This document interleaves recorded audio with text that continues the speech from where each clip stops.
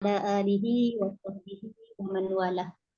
Subhanaka la ilma lana illa ma 'allamtana innaka antal alimul hakim. Rabbi shrah li sadri wa yassir li amri wahlul 'uqdatam min lisani yafqahu qawli. Alhamdulillahillazi hadana li hadza wa ma kunna linahtadiya laula an hadana Allah. Allahumma anfa'na bima 'allamtana wa 'allimna ma yanfa'una wa zidna 'ilma. Rabbana yassir wa la tu'assir wa tammim bil khair. Rabbi zidni ilman. Amin ya rabbal alamin. Hari ini kita masuk bab 9 je, buka surah 419.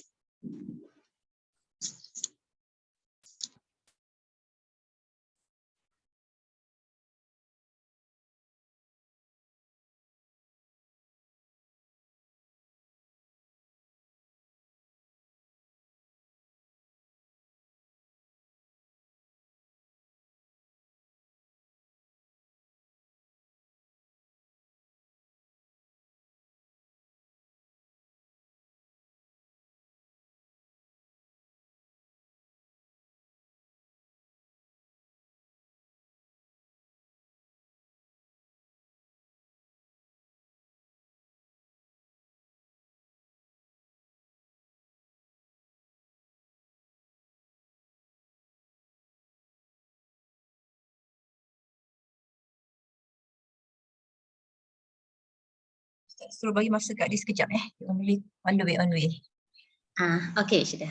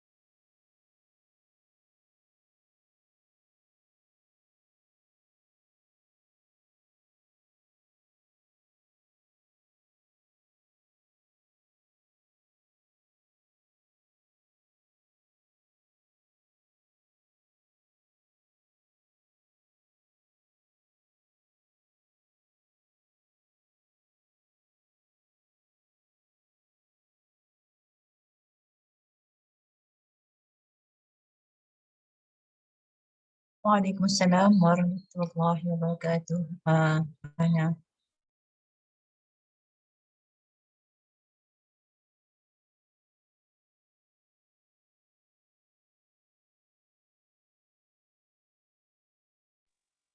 Ya Ana, betul. Bab 9 muka surat 419.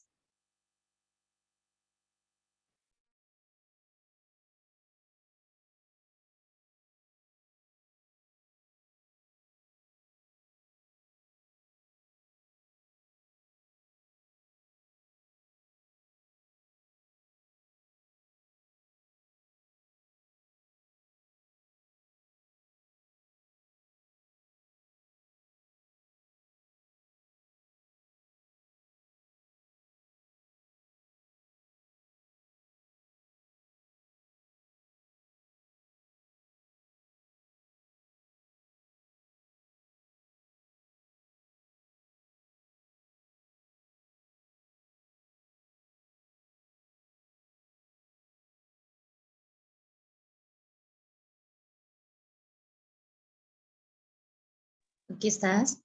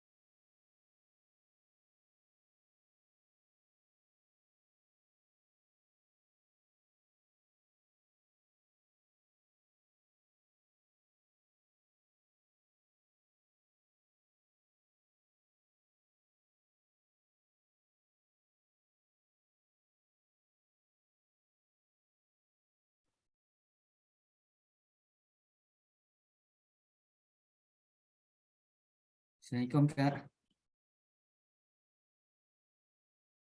Waalaikumsalam warahmatullahi Ustaz. Kak Izzah dah buka majlis. Okey. Apa ni, hari ni kita masuk bab 9, muka surat 419, melakukan undian untuk mendapatkan kesempatan mengumandangkan azan.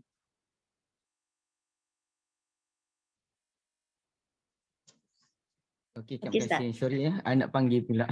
Okey, Ustaz. Okey. Assalamualaikum warahmatullahi wabarakatuh. Alhamdulillah bin nasta'in. Allahumma salli ala Muhammad wa ala alihi wa sahbihi wa barik wa sallim. Subhanaka la ilma lana illa ma 'allamtana innaka antal alimul hakim. La haula wala quwata illa billah. Amma ba'd. Kak Liza dan ibu-ibu, alhamdulillah kita syukur pada Allah Azza wa Jalla. Saya minta maaf agak terlambat sikit dalam 8 minit. Ada alasan dia, iaitu saya lambat boleh buka WhatsApp web tadi. Jadi nak tak nak saya kena buka WhatsApp web dulu sebab nak ambil link bagi masuk dalam Zoom. Entah kenapa lambat pula, duk tunggu dalam 2 minit juga. Dan memang saya, sebab hari ni pagi tadi saya hantar kawan saya Ustaz Yusri ke session bus. Jadi sampai rumah tu dalam pukul 9 dah, jadi nak kena ni sikit, ada urusan. Semalam alhamdulillah dah tamat pesa buku. Saya Ustaz Syahari duk kemah-kemah barang sampai dekat pukul 12. Hantar ke office dengan angkat buku yang banyak. Dan sekali pukul 2 jugalah baru sampai rumah dan tidur. Dan ini semua jadi punca terlambat semua ni. Baik. Ibu-ibu sekalian, cukuplah saya memberi alasan yang tak patut tu. Kita terus bab yang 9 yang Kak Niza sebutkan tadi. Ya, ya. Saya pun tak sempat cari hadis tadi. Babul istiham fil azan. Bab al-istiham fi al-azan. Okey, cantik dah.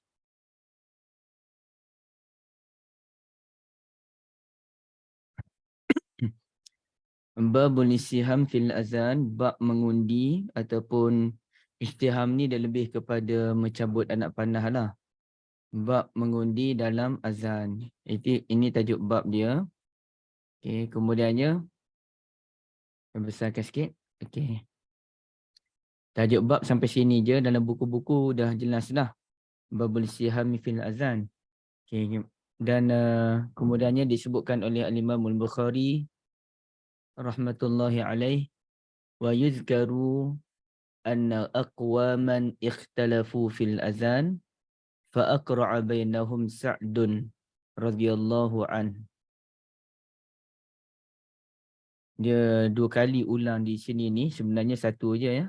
Dalam tempat yang saya tunjuk pada ibu ni dua kali diulang balik, wa yuzkaru anna aqwaman, sebenarnya satu je. Dinyatakan ada sejumlah orang ni bertikai ataupun berbeza pendapat siapa yang nak kena laungkan azan. Fa aqra'a bainahum Sa'dun, maka Sa'ad pun mengundi, buat undian, cabutan, siapakah yang paling layak melaungkan azan, ya. Okey, baik.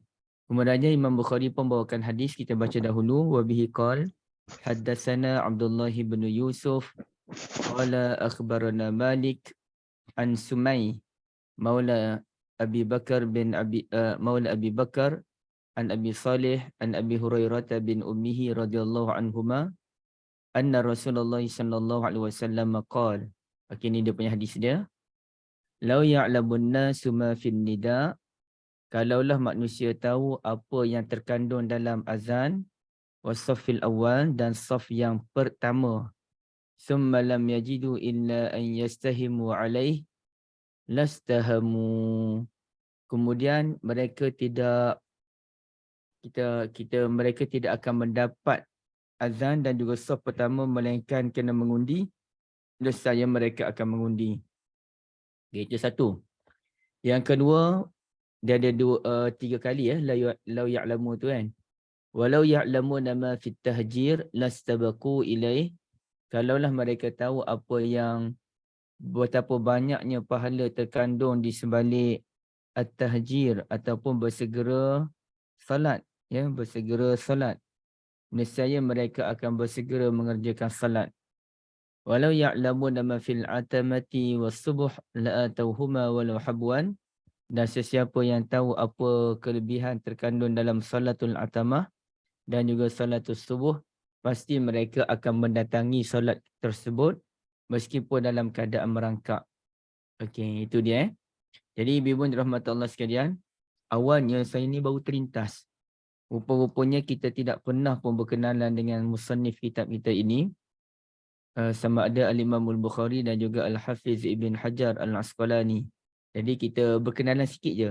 Kita sekadar nak tahu apa nama sebenar beliau, kedua-dua mereka. Dan ini Al-Imam Al-Bukhari.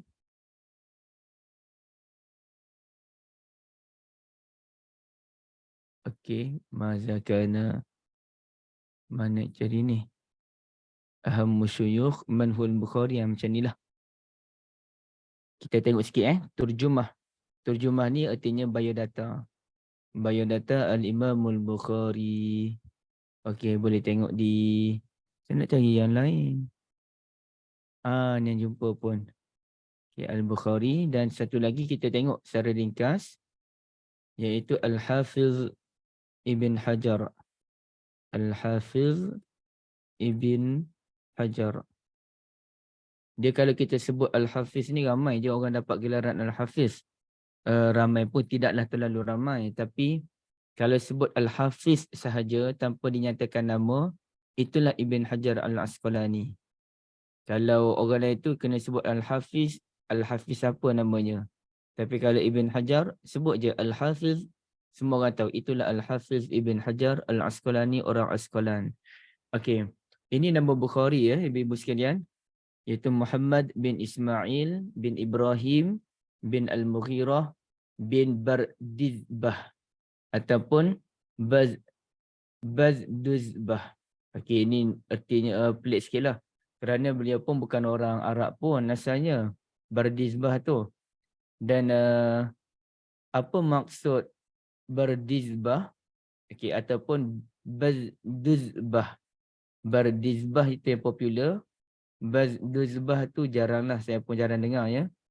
Sebenarnya perkataan Bardizbah tu dia perkataan orang Bukhara. Perkataan orang Bukhara atau Bukhariyah yang bermaksud Az-Zurra'. Az-Zurra' yakni petani. Dan apa ni, Muhammad ni nama Imam Bukhari. Nama beliau Muhammad, gelaran beliau Abu Abdullah. Ya, Abu Abdullah. Kerana beliau berasal dari Bukhara maka dipanggil Al-Bukhariyu. Ya, asal dari Bukhara dipanggil Al-Bukhari. Jadi kalau kita tengok Al-Mughirah ni moyang beliau kan, Ismail ayah, Ibrahim tu datuk, Al-Mughirah tu moyang. Moyang tu telah memeluk Islam di tangan Al-Yaman Al-Ju'fi. Okey, Al-Yaman Al-Ju'fi. Al-Yaman Al-Ju'fi itulah yang telah mengislamkan Al-Mughirah, moyang kepada Al-Imam Al-Bukhari. Dan sebenarnya beliau beragama Majusi, asalnya agama Majusi. Okay. Beliau kan tinggal di Uzbekistan. Imam Bukhari ni di Uzbekistan. Dan ayah kepada Imam Bukhari iaitu Ismail, okay, telah menuntut ilmu. Wa talaba Ismail ibn Ibrahim al-ilm. Beliau telah menjadi penuntut ilmu. Tok Imam Bukhari itu sendiri merupakan orang yang menuntut ilmu. Ya. Dan sebenarnya banyaklah cerita Bukhari yang saya tak perlulah nak ceritakan kepada ibu sekalian kerana ia memerlukan satu pembentangan khusus. Dalam 1 jam lebih, cerita pasal Imam Bukhari je. 1 jam lebih tu cerita tentang kehidupan Imam Bukhari, bukan cerita pasal pemikiran Bukhari. Kalau kita nak cerita asas pemikiran Bukhari dan sebagainya, itu memang makan masa dalam 3 ke 4 jam. Ataupun lebih kalau orang yang pandai ni, pakar dalam bidang pemikiran Bukhari ni, memang kena ambil masa dalam 3 ke 5 jam lah baru dia boleh kupas. Tapi secara asasnya, yang kadang kita nak kenal sikit tu, itulah nama beliau, Muhammad bin Ismail. Beliau seorang ulama yang terkenal dulu dalam bidang hadis, kemudiannya telah difitnah dan orang tak percaya pada Bukhari. Beliau meninggal dunia dalam buangan, dalam keadaan ramai orang benci kerana difitnah oleh ilmuwan yang lain dan juga difitnah oleh politikus. Ya. Baik, itu satu. Yang keduanya, kita berkenalan sedikit dengan Al-Hafiz Ibn Hajar. Al-Hafiz Ibn Hajar ni, Imam Bukhari tu dia wafat bila ibu-ibu sekalian? Saya lupa nak tunjuk pada ibu-ibu. Kena yang paling penting ni dalam pengajian ulama-ulama dulu tahu tarikh wafat. Tarikh lahir tu mungkin payah kita nak tahu. Tapi tarikh wafat ni insya-Allah ulama ada catatan dia. Macam Nabi SAW, payah kita nak tahu tarikh lahir Nabi. Tapi kalau tarikh meninggalnya Nabi SAW, memang kita boleh carilah. Okey. Tapi di sini kalau Imam Bukhari ni adalah ulama kata beliau lahir pada tahun bulan Syawal tahun 194 Hijriah. Ada catatan dia. Lahir pada bulan Syawal tahun 194 Hijriah. Okey. Tapi sebagaimana saya sebutkan tadi, yang paling penting adalah tarikh wafat Al-Imam Al-Bukhari. Bila tarikh wafat dia ni? Tak jumpa pula. Okey. 1 September 870. Ustaz. Allah Akbar. Tahun Masihi lagi ibu bagi. Okey, terima kasih banyak Bunda Azhar. Tapi kalau kira tahun Hijriah, 256 Hijriah. Kami ni memang kena ingatlah tarikh wafat Imam Bukhari, Imam Muslim, Imam Abu Daud, apa tu memang dalam kepala lah. Tapi kadang-kadang saya pun terlupa. Macam Imam Syafi'i 204, Imam Tirmizi 279, Imam Malik 179 Hijrah. Imam Abu Hanifah 150 itu mainan dia lah nak kena ingat. Paling kurang kita kena ingat ulama-ulama yang besar. Imam Ahmad 240 lebih ke 250 lebih. Okey. Jadi Bukhari ni wafat pada tahun 256 Hijriah. Manakala Ibn Hajar Al-Asqalani wafat pada tahun 852 Hijriah. Situ kita cam tu. Oh, Ibn Hajar 852. Ibn Hajar sempat tak dengan zaman Imam Nawawi? Tak sempat. Imam Nawawi awal lagi. Sebab itu kita akan jumpa dalam kitab. Kalau Imam Nawawi bahas, Imam Nawawi tak pernah sebut nama Ibn Hajar Al-Asqalani. Kalau Ibn Hajar, banyak kali beliau kutip pandangan Imam Nawawi. Kenapa jadi macam tu? Kerana Imam Nawawi hidup dulu berbanding dengan Ibn Hajar. Imam Nawawi wafat pada tahun 676 Hijriah. Jadi logiklah kalau Ibn Hajar ni kutip pandangan Imam Nawawi. Imam Nawawi logiklah tak kutip pandangan Ibn Hajar kerana Ibn Hajar tak lahir-lahir lagi pun. Takut orang tanya soalan macam tu pada ibu-ibu, exam. Kenapakah Imam Nawawi tidak pernah mengambil pandangan Ibn Hajar Al-Asqalani? Mungkin kalangan kita ada yang menjawab, mungkin kerana dia tak setuju kot. Mungkin kerana mereka berbeza pandangan. Mungkin mereka pernah bergaduh. Padahal Ibn Hajar tu tak hidup-hidup lagi pada zaman dia. Macam mana dia nak kutip pandangan Ibn Hajar? Okey. Nama Ibn Hajar adalah Ahmad bin Ali bin Muhammad Al-Kinani Al-Asqalani Abul Fadl. Itu memang gelaran beliau lah. Abul Fadl itu namanya kunyah. Ya, kunyah. Manakala Syihabuddin tu gelaran dia. Ibn Hajar pun gelaran dia. Okey. Ibn Hajar Al-Asqalani. Ibn Hajar Al-Asqalani ni asalnya qadi dalam mazhab Syafi'i. Beliau memang bermazhab Syafi'i, qadi dalam mazhab Syafi'i. Ini dilantik menjadi qadi di Mesir beberapa kali. Akhirnya beliau meninggalkan dunia perqadian tu, dunia kehakiman tu. Dan masa tu ada orang yang mencetuskan idea pada beliau untuk belajar dalam bidang hadis. Dulu beliau bidang fiqh. Maka beliau pun belajar dalam bidang hadis, belajar sehingga akhirnya beliau mendapat gelaran Al-Hafiz dan juga Amirul Mukminin. Amirul Mukminin itu Imam Bukhari, tapi beliau Al-Hafiz. Dan sebenarnya ibu-ibu yang dirahmati Allah, beliau karya beliau yang paling besar lah. Banyak karya beliau sebenarnya. Okey, kalau kita tengok Lisanul Mizan, ini karya dalam bidang perawi hadis, Ad-Durarul Kaminah. Sebahagian daripada kitab beliau tu saya tahulah, cuma sebahagian lagi saya tak biasa.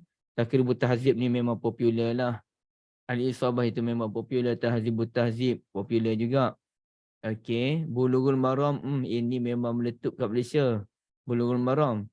Okey, tapi kebanyakan saya tak tahulah kitab beliau ni kerana terlalu banyak. Yang paling meletup dan tak mampu ditandingi oleh kitab-kitab beliau yang lain dan tidak mampu ditandingi oleh mana-mana ulama yang lain pun, Fathul Bari, Syarah Sahihul Bukhari. Ya. Fathul Bari, Syarah Sahihul Bukhari. Sehingga bila lahirnya Fathul Bari ni, ulama dah cuba macam-macam dah syarah kitab Sahih Bukhari, tak ada siapa pun mampu menandingi Fathul Bari. Okey, jadi sampaikan ada ulama sebut, manakah ada tak apakah kitab yang terbaik dalam mensyarahkan hadis Sahih Al-Bukhari? Kata ulama, la hijrata ba'dal fathi. Apa maksud la hijrata ba'dal fathi? Tidak ada lagi hijrah selepas pembukaan kota Mekah. Artinya orang Mekah tak payah dah sibuk-sibuk nak berhijrah ke Madinah. Kecuali nak berniaga ke nak kehidupan baru, itu cerita lain lah. Tapi kalau hijrah kerana melarikan diri, tak ada dah. Kerana Mekah telah menjadi agama Islam, menjadi negara Islam. Okey, jadi tidak ada lagi hijrah selepas pembukaan kota Mekah, la hijrata ba'dal fathi. Hadis itu digunakan secara kiasan oleh ulama menyatakan tiada lagi syarah yang lebih hebat mampu menandingi kitab Fathul Bari, la hijrata ba'dal fathi. Okay. Boleh faham ke Kak Niza, ibu-ibu sekalian, apa saya beberkan pasal la hijrata ba'dal fathi ni? Faham tak? Dia nak bagi kiasan pasal kitab ni sebenarnya. Barakallahu fikum, terima kasih Kak.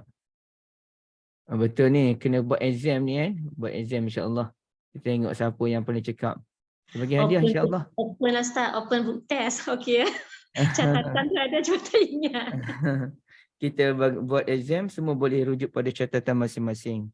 Tapi soalan semuanya soalan kebat ya. Baik. Ibu-ibu yang dirahmati Allah sekalian, kita kembali kepada perbincangan tadi. Babul istiham fil azan. Bab istiham dalam azan. Okey, soalan yang pertama ibu-ibu sekalian, Mohon jawab segera ya. Verbal ataupun tulisan. Tapi tulisan kena cepat sikit. Tolong senaraikan nama-nama azan. Okay. Panggilan bagi azan. Oh, cepat Syafi ni. Okay, An-Nida. Okay. An-Nida. Ada lagi tak? Ad-Da'watu Tammah. Okay. Dah Syafi ni dah settle semua dah. Tapi Ad-Da'wah At-Tammah. Okey, itu panggilan bagi azan, An-Nida. An-Nida ni panggilan yang macam mana? Okey, boleh terangkan dulu? Kita kena ni dulu. Kita kena ulang-ulang sikit kajian ni. Kenapakah azan dinamakan sebagai An-Nida? Apa maksud An-Nida?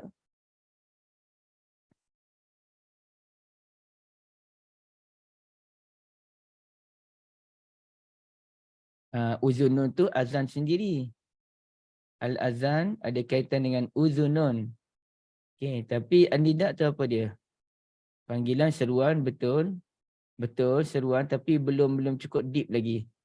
Nak kena dalam lagi. Ya.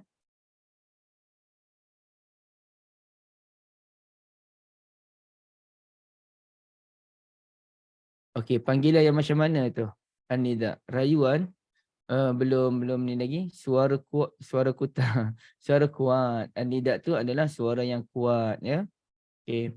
Kenapakah azan dinamakan al-azan? Kerana suaranya didengari oleh uzun, telinga.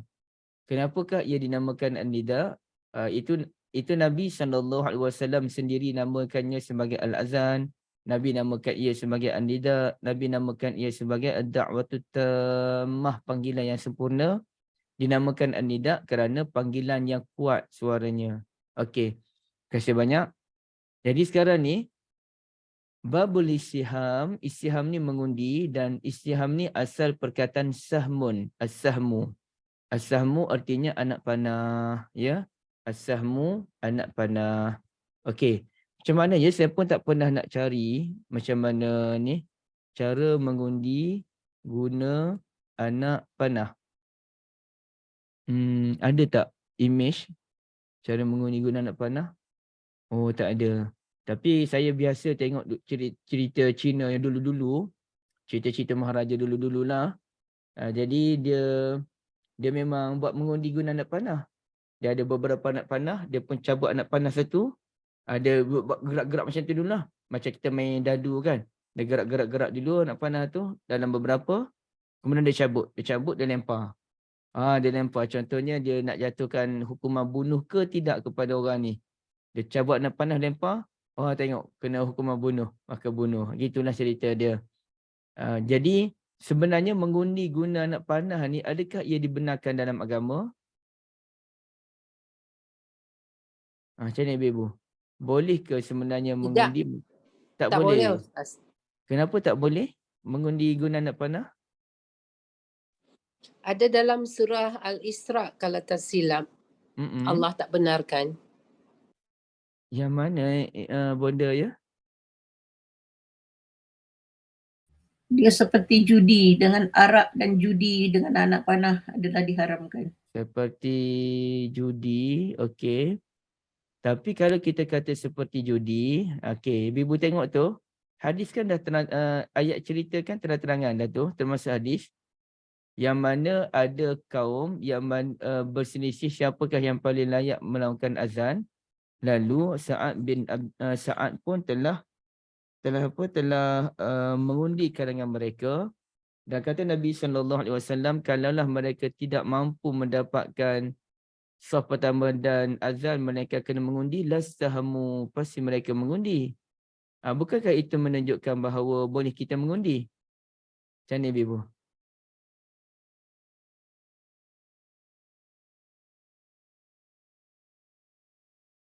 Kalau zaman Quraisy tu Ustaz, menggunakan anak panah tu seperti dengan apa nasib ni?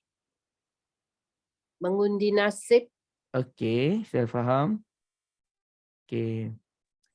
Sekarang ni bonda, Kak Lina macam mana? Masa surah mana tak ingat, tapi masa nak menentukan siapa penjaga kepada Maryam tu kan. Digunakan anak panah untuk apa ni, tentukan. Tapi yang tu tak tahu lah sama ada masa tu syariat membenarkan dan kemudiannya bila ada ayat tentang telik nasib apa semua tu dah diharamkan tu tak sure. Okey, terima kasih banyak Kak Dina. Jazakumullah khairan. Jawapan Kak Dina tu memang saya tunggu, tapi dia bukan surah Maryam ya. Dia surah Ali Imran. Okey.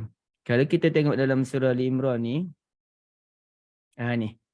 Zalika min anba'il ghaibi nuhihi ilaik wa ma kunta ladaihim id yulquna aqlamahum. Dan kamu tidak bersama dengan mereka ketika mereka mencampakkan kolam masing-masing untuk mengundi ayyuhum yakfulu Maryam, siapakah orang yang paling layak untuk menjaga Maryam. Wa ma kunta ladaihim id yakhtasimun.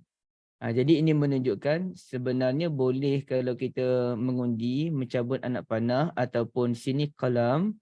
Yang penting sebenarnya ia melihat kepada apa tujuan kita. Kalau tujuan kita tu tujuan yang tak elok, cara pun tidak elok, maka tak bolehlah. Tapi kalau tujuannya sekadar mengundi untuk melihat sebenarnya apa, contohnya beginilah, siapa yang nak buat benda ni? Dua-dua hebat. Dan sekali tak tahu macam mana, kita pun mengundi. Itu dibenarkan. Tapi kalau kita cabut anak panah dengan tujuan untuk mendidik nasib, sebagaimana yang Bonda sebutkan, Ibu Syarifah sebutkan, itu yang tak boleh. Kita nak didik nasib. Contohnya nak pergi ke tak pergi, nak buat ke tak buat, kita mengundi. Sedangkan agama kita mengajar salat istikharah. Salat istikharah. Okey. Dan selain daripada cerita Ali Imran ni, kita juga boleh lihat dalam surah yang lain, iaitu surah As-Saffat. Okey, yang tadi yang duduk cabut kolam masing-masing tu, itu merujuk kepada Nabi Zakaria alaihi salam. Okey, sekarang kita lihat pula surah As-Saffat. Okey. Ini Nabi Yunus alaihi salatu wasalam ketika baginda lari ke kapal yang penuh syarat. Fasahama tu istahama. Mengundi menggunakan anak panah. Fasahama fakana minal mudhadin. Dalam satu keadaan yang terpaksa tu, dah orang kata apa, laut pun bergelora teruk. Mereka menyangkakan mesti ada seseorang kalangan kita ni yang tidak diredai oleh Tuhan. Tuhan ada tidak berkenan dengan dia. Maka mereka mengundi. Fakana minal mudhadin. Lalu Nabi Yunus AS yang telah terkena cabutan undi tersebut untuk terjun ke dalam lautan. Jadi di situ menunjukkan ada dua kes mengundi. Paling kurang dua lah, kalau lebih tu Allah Alam. Merujuk kepada Nabi Zakaria dan yang keduanya adalah Nabi Yunus AS. Jadi boleh melihat kepada tujuan dan juga cara. Apa sebab dia. Okay. Tapi kalau kita pun nak mengundi juga, aku ni nak pergi haji tahun ni ke tidak, itu tak boleh lah.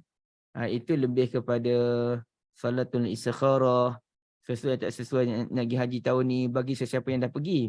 Bagi sesiapa yang belum pergi, itu tak ada istikharah dah, dia kena pergi je, menyahut seruan daripada Allah Azza wa Jal. Okey, baik. Seterusnya, Ibu yang dirahmati Allah, siapakah saat yang dimaksudkan dalam ayat ini? Bab istiham dalam azan, yang ni dah sekali itu saat yang telah membuat undian kalangan mereka. Siapa saat tersebut? Ibni Waqqas, Ustaz. Naam, barakallahu fikum. Agak laju dan semangat hari ni Bonda Azhar ya. Sa'ad ibn, dia sebab dia ada teman dia. Okay. Sa'ad bin Abi Waqqas. Bukan Ibn Waqqas ya. Bukan Ibn Waqqas, tapi Ibn Abi Waqqas. Sa'ad bin Abi Waqqas radhiyallahu an yang telah mencabut undi, dan kita lihat dia cabut undi di mana nanti, iaitu di Qadisiyah. Jadi ini ibu-ibu boleh lihat dalam muka surat 420 ya. 420. Okey, sebelum tu kita lihat dulu 420 tu yang atas sikit, perenggan kedua terakhir. Al-Khattabi dan ulama-ulama lain menyatakan. Okey Okey, kat sini. Mana ni? Ani qala Al-Khattabi wa ghairuhu Dalam buku ibu-ibu sekalian, muka surat 420, perenggan kedua terakhir. Qila lahu al-istiham li'annahum kanu yaktubuna asma'ahum ala sihamin. Kenapakah dikatakan mengundi itu mereka mengundi menggunakan anak panah? Kerana mereka telah menulis nama-nama mereka di anak panah. Idza ikhtalafu fi syai' faman kharaja sahmuhu ghalab. Jadi kalaulah mereka berselisih tentang sesuatu benda, mereka pun cabut anak panah. Okey, ada anak panah namanya Sharifah, ada anak panah namanya Shida, ada anak panah namanya Balkis, Hamidah, Mulyani, Sarah, Zanti dan lain-lain. Okey. Jadi maknanya ada nama orang panggil apa? Ada nama masing-masing. Jadi bila nak ni je, siapa nak jadi pengerusi ni program Ustaz Endang ni? Cabut anak panah. Kak Liza tak dapat datang, mengejut. Cabut anak panah. Wah, keluar nama siapa?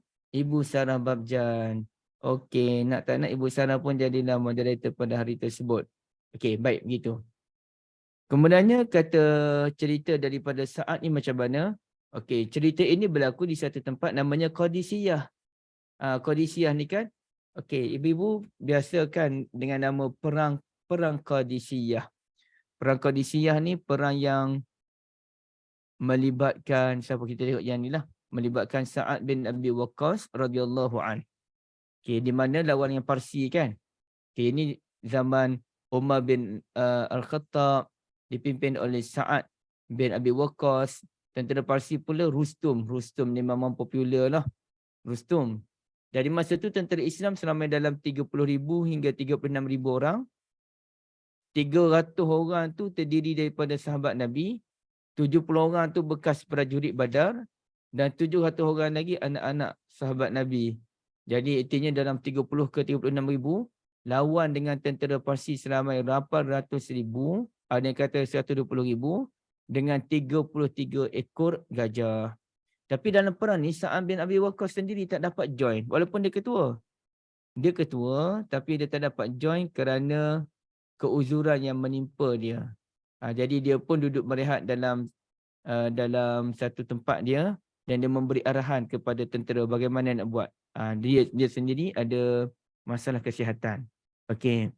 Jadi ini satu cerita yang amat luar biasa tentang perang Qadisiyah dan akhirnya menjadi titik tolak kepada kejatuhan kerajaan Parsi yang begitu hebat pada masa tersebut. Ini kalau memang best lah kalau baca cerita tentang perang Qadisiyah, perang Ain Jalut.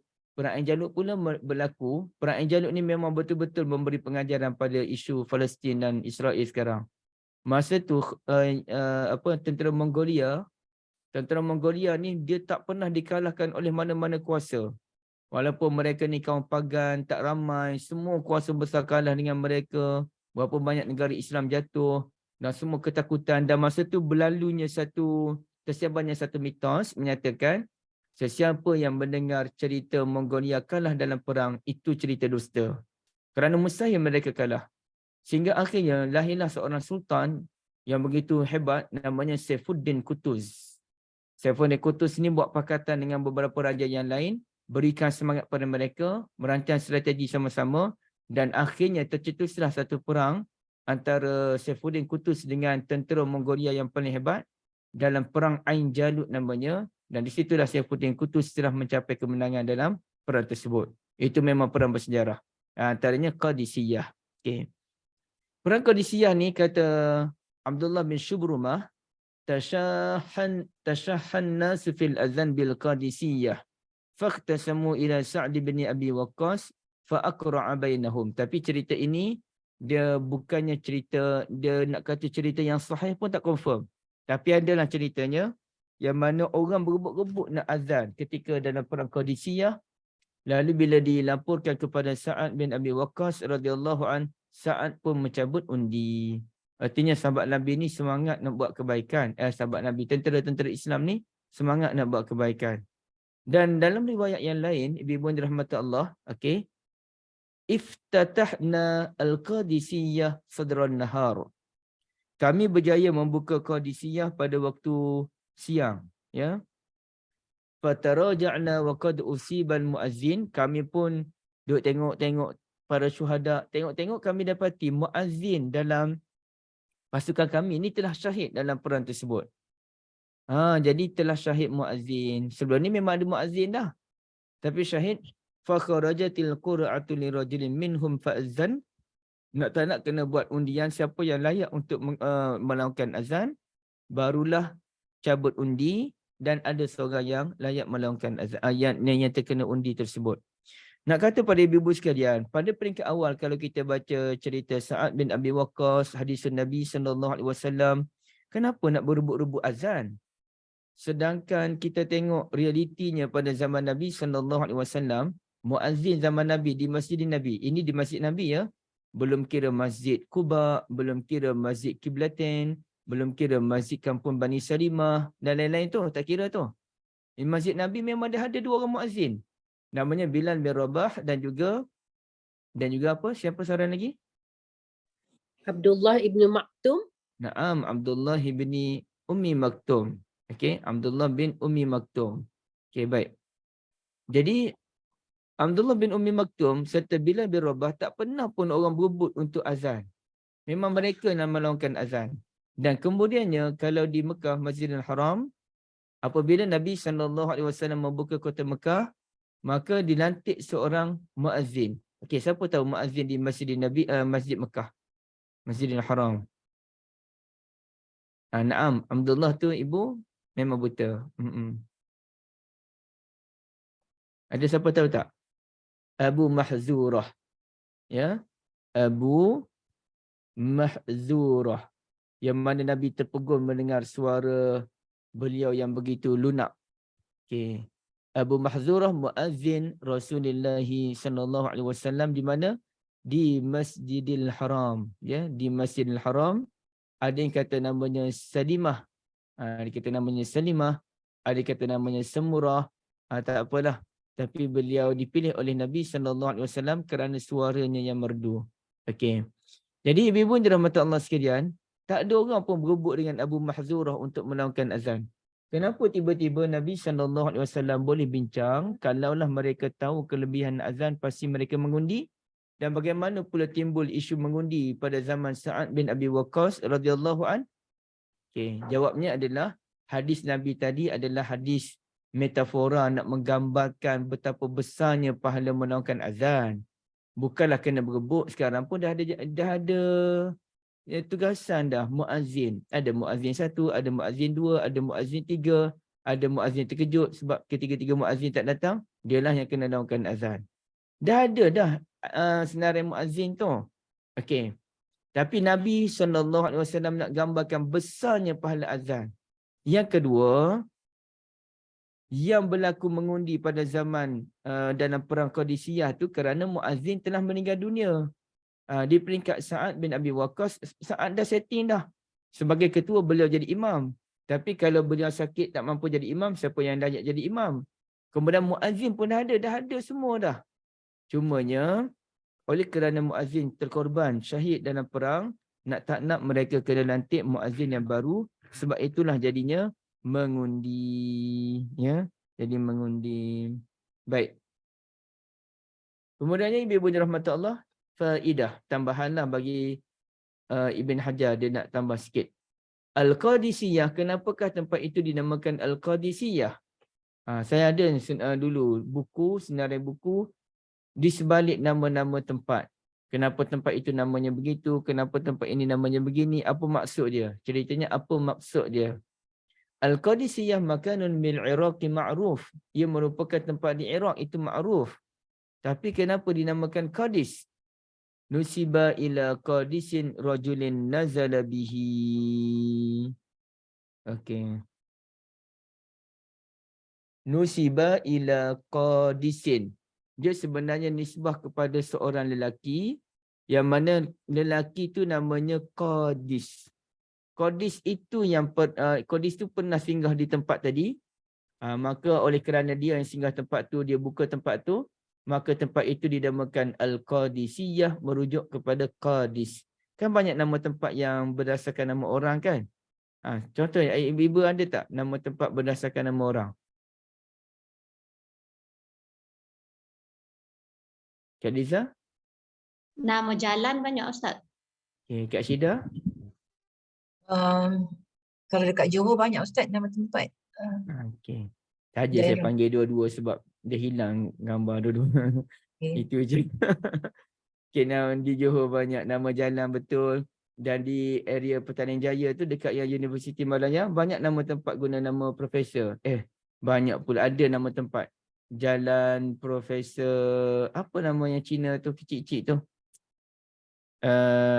Astaghfirullahalazim. Subhanallah. Apa dah Profesor Cina tu, siapa ingat? Profesor Cina. Profesor Li Kuan Yew pula dah. Takkan Li Xinjia. Tak ya. Hu Kekim. Okey. Nama dewan pun nama orang. Nama tempat pun banyak. Nama orang sebenarnya nama-nama tempat kan. Okey. Nama surau pun nama orang pun ada. Okey. Jadi kita kata apa? Kadang-kadang nama kedua negeri Tok Gajah. Merujuk pada negeri Panglima Pahang dulu kan. Saudi bukan. Iskandaria saya tak tahulah. Oh, Puan Syafini dah sebut dah Khukekim kan. Okay, baik. Samalah kerana ada seorang lelaki namanya Qadis yang singgah di situ, maka tempat itu dinamakan Qadisiyah. Ada pula yang menyatakan bukan. Sebenarnya, kenapa tempat itu dinamakan Qadis? Kerana Nabi Ibrahim AS qaddasa ala zalik. Dia yang telah mengkuduskan tempat tersebut. Falizalika sara manzilan lil haji, maka ia menjadi tempat persinggahan bagi jemaah haji yang datang dari sebelah sana lah. Okay. Nabi Ibrahim AS yang mengkuduskan tempat itu. Mungkin kudus tu artinya dia doa supaya tempat itu diberkati ke apa, wallahu alam, kita tak pasti. Okay. Tapi apapun itulah berlakunya perang pada tahun 15 Hijriyah. Okay, itulah cerita kenapa tempat itu dinamakan Qadisiyah. Saya rasa saya dah cerita pada ibu sekalian kenapa tempat itu nama Yaman, kenapa tempat itu nama Syam, kenapa tempat itu nama Judah. Ingat lagi tak? Kenapa tempat itu dinamakan Yaman ya ibu sekalian? Limadza summiya al-Yaman bil Yaman. Kenapakah Yaman dinamakan Yaman? Siapa ingat? Sebab berada di sebelah kanan, arah kanan. Masya Allah, Ibu Shanifah ingat. Barakallahu fikum. Kerana Yaman tu artinya kanan. Ia berada di sebelah kanan mana Ibu? Kanan dari Mekah ke Madinah. Tak tahu. Dari Mekah. Nisbah dengan Mekah, dia berada di sebelah kanan. Kenapa Syam dinamakan Syam? Syam sebelah kiri Mekah. Yes, sebelah kiri. Kenapa dinamakan Jeddah?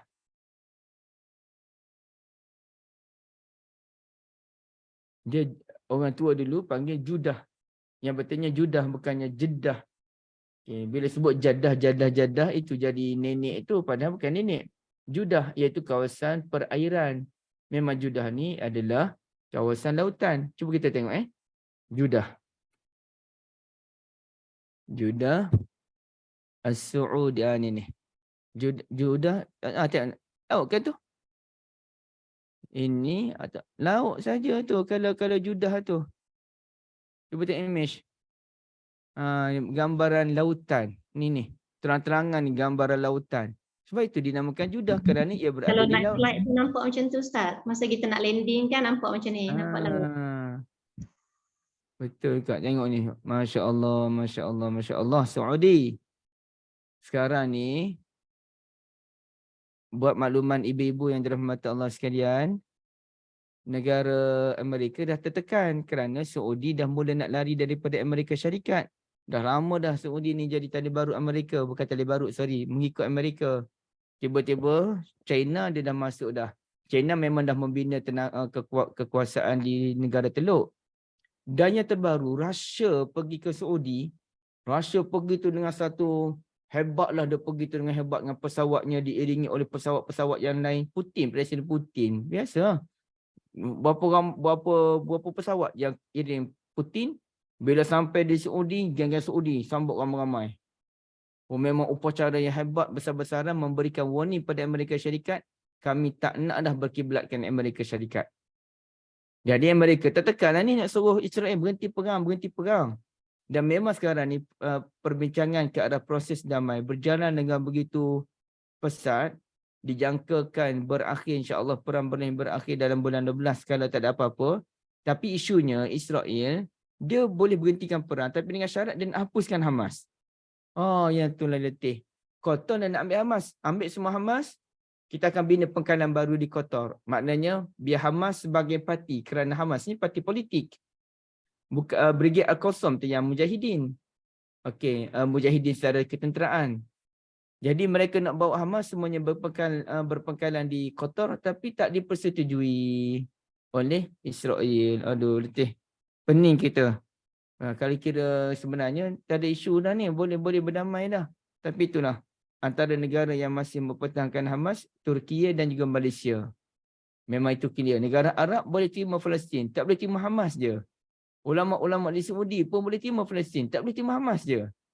Sebab itu dalam isu orang tak terima Hamas ni, kita tak boleh kata tak terima Hamas berarti menolak Mujahidin. Tak boleh. Kita kena terima. Orang tidak menerima Hamas kerana mereka tak setuju dengan jalan dan metodologi Hamas. Metod perjuangan Hamas. Manakala orang yang terima Hamas pula dia ada hujah dia juga.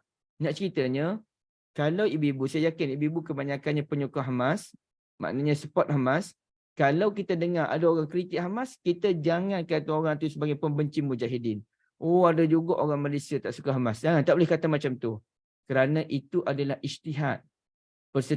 Setuju tak setuju dengan pendekatan yang diambil oleh Hamas, bukannya mereka membenci kepada bukannya mereka menolak jihad itu sendiri, bukan mereka membenci Palestin. Okey, sorry. Saya ke tempat lain pula. Okey, kembali pada yang tadi. Itu kita tengok ke depan, tengok hadis Nabi SAW. Betul Kak Lina, dendam kepada Ikhwanul Muslimin itu masih membarah sampai sekarang. Okey. Dalam hadis ini ada seorang perawi hadis namanya Sumai. Okay, Sumai, kalau ibu lihat dalam hadis tu kan, dia sebut. Qala akhbarana Malik an Sumai maula Abi Bakar an Abi Saleh. Sumai itu nama lelaki, kalau perempuan Sumayyah. Orang yang bernilai. Orang yang tinggi nilainya. Sumayyah. Okay. Jadi, kata Nabi SAW, "Lau ya'lamun nasu ma fi nida'i was-saffil awwal lastahab summa lam yajidu illa an yastahimu alaihi lastahamu." Kalaulah seseorang mengetahui, kalaulah manusia itu mengetahui apa yang terkandung dalam azan dan juga saf yang pertama, ya, dan juga saf yang pertama, dan mereka tak mampu mendapatkan azan dan saf yang pertama melainkan kena mengundi, lastahamu, pasti mereka akan mengundi, ya, mengundi. Okey, jom kita hayati yang tu dulu. Pertamanya kata At-Tibi, ni At-Tibi, muka surat 421, perenggan kedua terakhir. Ingat catatannya, At-Tibi dia buat kitab apa ibu-ibu sekalian? Kitab Syarhut Tibi. Syarah Tibi terhadap kitab Astaghfirullahalazim. Mishkatul Masabih, syarah kepada Mishkatul Masabih. Syarhut Tibi ala Mishkatil Masabih. Kata dia, perkataan ya'lamu ni perkataan mudhari'. Yang kita dah bahas selama ni tentang tadabbur Quran. Kalau fi'il mudhari' ni apa artinya Kak Niza? Kalau fi'il mudhari'? Sedang dan akan berlaku. Sedang akan berlaku lagi? Berterusan. Berterusan. Diletakkan fi'il mudhari' dalam tempat ini menunjukkan listimraril ilmi, menunjukkan benda itu sentiasa berlaku. Dulu pun berlaku, sekarang pun berlaku. Keinginan manusia untuk mendapatkan pahala ni sentiasa wujud. Kalau macam surau di tempat saya ni, berebutlah saf yang pertama. Okey, berebut saf yang pertama, siapa yang paling cepat dapat. Tapi hari ni saya collapse. Dan saya tak malulah mengaku collapse sebab mustahilah seorang yang namanya Zuhairi ni setiap masa pergi ke surau. Saya bangun-bangun dah pukul 6 suku dah. Terbangun awal, tak boleh buka mata. Pukul 2 baru sampai rumah dengan angkat barang berat. Keluar dari bangun pukul 5 pagi, pergi kuliah subuh. terus direct ke Pesar Buku dalam keadaan langsung tak rehat. Bukannya satu malam, dah seminggu, itulah dia punya rutin. Balik-balik rumah pukul 2 pagi lebih, bunyi jam bangun, oh tak boleh buka mata aku, tutup balik 6 suku baru bangun. Aduh, subhanallah, itu kelemahan lah, kelemahan. Tapi setiap kelemahan tu ada dalilnya, ibu-ibu sekalian. Nabi pun pernah terlambat bangun, apalagi lah Zahiri. Itu dalil-dalil si pemalas. Dia ada je dalil mempertahankan diri kan.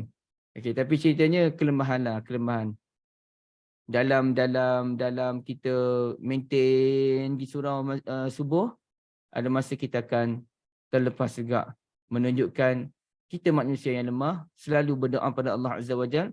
Allahumma a'inni ala zikrika wa syukrika wa husni ibadatik. Baik. Ibu-ibu dirahmati Allah, kasih semua pada penyokong-penyokong saya tu.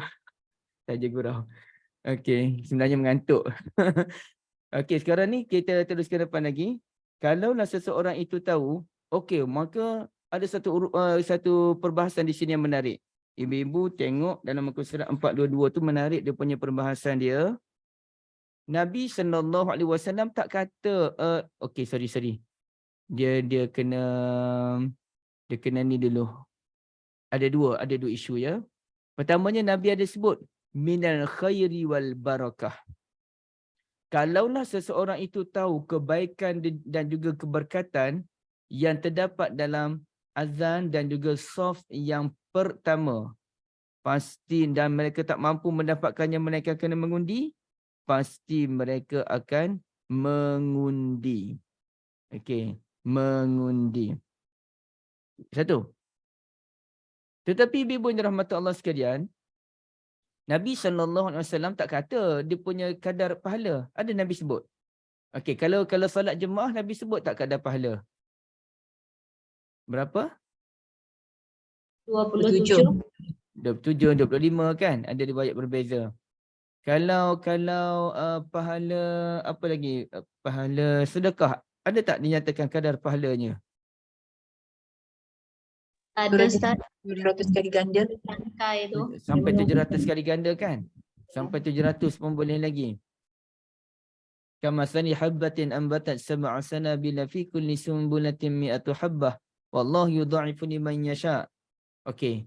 Tapi dalam berebut saf yang pertama dan juga azan ni, ada tak Nabi SAW sebut berapa dia punya kadar pahala? Tak ada kan? Nabi tak kata kalaulah manusia tahu azan tu dapat 50 gandaan pahala, saf yang pertama tu dapat gandaan pahala 30, mesti orang berebut. Tak, Nabi tak sebut. Nabi hanya kata kalaulah manusia tahu apa yang terdapat dalam azan dan juga saf yang pertama, ataupun Nabi SAW menyatakan dalam riwayat yang lain, kalaulah manusia tahu apa kebaikan dan juga keberkatan yang terkandung dalam azan dan juga saf yang pertama, mesti orang berebut, menunjukkan banyaknya pahala yang telah dijanjikan oleh Allah Azza wa Jalla, oleh Nabi SAW kepada umatnya dalam bab saf pertama dan juga azan. Okey.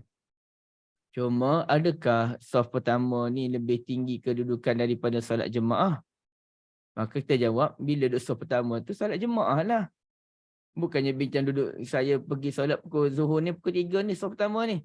Tak dapat lah duduk saf pertama pun, duduk tempat imam pun tak dapat. Ini cerita orang solat jemaah lah. Okey, tak boleh dipisahkan. Ada satu perbahasan ibu-ibu sekalian. Saya nak tanya ibu-ibu, siapa boleh jawab ni, saya nak belanja lah. Kalau dekat-dekat ni saya nak belanja RM50. Bukan RM50 sikit. Makanlah, nak makan apa pun. Ikan apa? Ikan siakap, ikan jenahak tu. Yang harga berapa tu. Saya belanja. Okey. Kalau bertembung, kalau orang boleh jawab sungguh macam mana ya? Ini orang yang jumpa dengan saya je. Orang jauh-jauh tak dapat lah kiranya. Okey, baik. Yang pulang jumpa ni Kak Anis, Kak Lina tu je lah yang pulang jumpa pun. Kalau bertembung antara solat Jumaat dengan solat, kalau bertembung antara solat raya dengan solat gerhana matahari. Gerhana matahari pun jatuh pada waktu duha, solat raya pun memang waktu duha lah. Kita nak solat mana dulu? Solat duha ke solat gerhana matahari?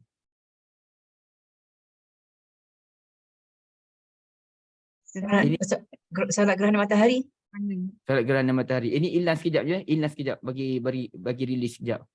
Kak Syida kata solat gerhana matahari. Kak Liza Bukit Beruntung tak jauh. Boleh jumpa tu. Okey, kita dengar dulu jawapan lain. Dua-dua masanya suntuk. Dua-dua masa suntuk jadi? Jadi gerhana dulu. Gerhana dulu. Baru solat raya. Okey. Siapa lagi? Gerhana matahari juga bonda. Bonda jauh.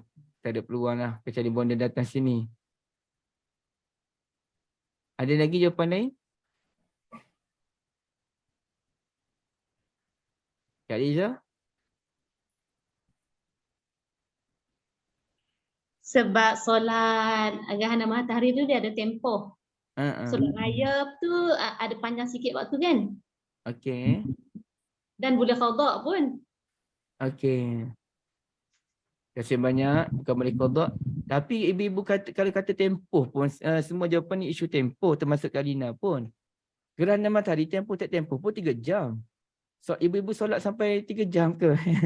Solat raya dalam 15 minit, 10 minit, 20, 15 minit. Solat gerhana matahari pun dalam, kita bukan solat lama pun, 10-15 minit dah habis dah. Jadi tak ada timbul isu tempoh.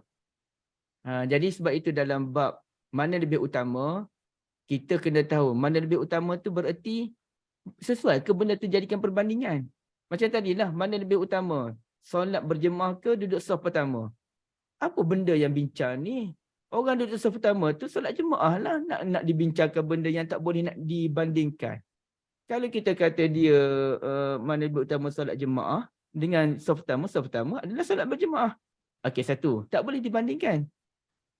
Yang kedua, macam orang kata, mana lebih utama bagi budak-budak? Duduk saf pertama ke duduk di saf belakang? Itu benda lain. Yang kedua, ada juga benda yang mana tak boleh dibandingkan kerana memang tak boleh kita bandingkan. Memang tak boleh dibandingkan kerana benda tu tak wujud. Tak wujud untuk dibandingkan. Okey, contohnya apa dia? Solat raya dengan solat gerhana matahari. Memang tak boleh dibandingkan. Kenapa? Kerana gerhana matahari takkan jatuh pada 1 Syawal. Kerana gerhana matahari takkan berlaku pada 10 Zulhijjah. Gerhana matahari ini berlaku pada tengah bulan dengan hujung bulan. Sedangkan 1 Syawal tak awal bulan. Jadi yang kita nak bahas mana lebih utama, mana lebih utama tu tak pernah berlaku setakat ni. Kalau dekat-dekat kiamat nanti berlaku, barulah kita hentamlah apa yang kita nak buatnya. Lagipun 15 minit je pun. Tak ada isu pun. Jadi saya nak cerita sebab ada ulama dulu bincang-bincang ni. Kalau bertembung gerhana matahari dengan solat raya, mana satu kita nak buat? Bukan main lagi ulama bahas itu teori ini. Datang ulama-ulama astronomi. Kenapa kita nak bincang benda yang memang tak boleh nak dibincangkan? Memang gerhana matahari tak akan berlaku pada 1 Syawal dan juga 10 Zulhijjah. Habis, senyap. Tak ada apa-apa. Tak boleh nak ni kan? Okey. Itulah jawapan dia, ibu-ibu sekalian. Okey, teruskan. Sesiapa yang Ibu Sharifah ada apa-apa? Tak ada Siapa yang tahu kebaikan kebaikan dan juga barakah daripada azan dan juga saf pertama, mesti kita akan mengundi. Okey. Ini menunjukkan bersungguhnya mereka. Tapi timbul pula persoalan yang tak pernah saya fikirkan. Ini betul-betul saya tak nak fikir. Tapi untuk kelas ni kita pun study, baca dulu dah baca dah tapi tak perasan. Baca lagi. Masya Allah, Masya Allah. Ada ke zaman sekarang orang nak berebut azan ibu-ibu sekalian? Tak ada. So pertama ni, adalah beberapa masjid yang berebut. So pertama, sepanjang saya pusing berpuluh-puluh masjid. Ke dah ratusan masjid dah saya pergi. Kita kata apa, kalau dah puluhan ratusan, nak jumpa berebut so pertama ni, jarang sangat. Biasanya kadang-kadang tempat tu imam dah ke depan dah. Dah habis dah iqamat, imam tunggu bertekan saf. Slow datang. Ni, saf ni tak penuh lagi ni. Depan ni tak penuh lagi. Kita tengok bila lah nak mula solat ni. Kenapa lambat sangat? Sepatutnya semua dah berada di tempat masing-masing. Danlah imam bertikar saf lambat, imam pun duduk depan. Auzubillahi minasyaitonirrajim. Bismillahirrahmanirrahim. Qul a'udzu birabbin nas. Aduh pula baca qul a'udzu birabbin nas. Kita ni tak sabar nak takbir dah ni, nak solat ni. Qul a'udzu birabbin nas pula. Habis qul a'udzu birabbin nas, ingat takbir dah. Rabbi a'udzu bika min hamazati syayatin wa a'udzu bika rabbi an yahdurun. Pula. Okey, habis ni takbir. Usalli pula. Lambat nak punya ni. Usolli pula, habis angkat Allah Akbar. Saya nak cerita lama proses kadang-kadang. Tapi ceritanya, jarang tempat kita jumpa yang berebut saf pertama ni. Habis tu kenapa Nabi duk cerita pasal berebut saf pertama ni? Jarang lah orang berebut azan ni. Mana ada orang berebut azan? Sekolah saya, sekolah menengah dulu, semua nak lari daripada azan. Oh, yang suara sedap tu sibuklah nak azan. Yang kita ni memang tak nak azan lah. Berebut lari tak nak azan. Walaupun ada jadual, lari juga. Saya pun lari juga. Jadi sekarang ni ibu sekalian, macam mana boleh timbul cerita berebut-rebut nak azan, berebut-rebut nak saf pertama ni, macam mana boleh timbul cerita tu? Barulah baca ulasan daripada Al-Hafiz Ibn Hajar. Masya Allah, dahsyat sangat. Kenapa? Begini. Amma fil azan, muka surat 422, perenggan yang ketiga tu kan. Perenggan yang ketiga tu, ibu-ibu boleh tengok dalam baris yang keempat. Perkataan illa an yastahimu. Perenggan yang keempat tu karena dalam masalah azan. Tu. Amma fil azan, fa bi an yasawu fi ma'rifatil waqti wa husni sawti wa nahwi dhalika min syaratil muazzin wa takmilatihi. Kerana semua sahabat Nabi ni, bukan semualah, ramai sahabat Nabi ni, semuanya mempunyai kedudukan yang setara. Semuanya layak melakukan azan. Semuanya ada kualiti dalam melakukan azan. Bukan Bilal je. Bukan Abdullah bin Ummi Maktum je. Ramai sahabat Nabi ada kekuatan untuk melakukan azan. Sebab mereka ada kekuatan yang sama. Itulah jadi mereka nak berebut tu. Tapi di masjid Nabi, Nabi dah setting dah. Bilal lah yang lakukan azan. Ataupun Abdullah bin Ummi Maktum lah yang lakukan azan. Tapi bila berlaku dalam kes perang tadi, dalam perang Qadisiyah tadi, meninggal dunia, terkorban syuhada, sahabat Nabi dan juga tabi'in ni duduk bincang siapa nak lakukan azan. Kalau kita tak ada bincang-bincang, awak je lah azan, kami tak apa, tak berebut pun. Ni berebut ni, saya nak azan. Analah nak azan. Ente dah azan tadi kan? Semua berebut nak azan. Kita je kena mengundi sebab mereka semua nak. Sama juga dengan soft yang pertama ni, kenapa jadi timbul isu berebut saf yang pertama? Kerana mereka ni memang solat pada waktu yang sama. Mereka dah ada di tempat solat sebelum azan lagi. Mereka sama kedudukan mereka, semuanya berilmu. Sebab saf yang pertama kan mesti orang yang berilmu ke apa kan. Mereka semua berilmu. Mereka semua orang yang mempunyai kualiti yang tinggi. Oleh kerana mereka ni semua ada kelebihan tersebut, itu jadi mengundi itu. Kalau kita tak adanya nak mengundi-undi, pergilah siapa nak pergi saf pertama pun kan. Apa kita kisah kan. Tak, sahabat Nabi dulu kerana kedudukan mereka semua tinggi, mereka memang jenis berebut buat benda yang baik, itu jadi kena mengundi.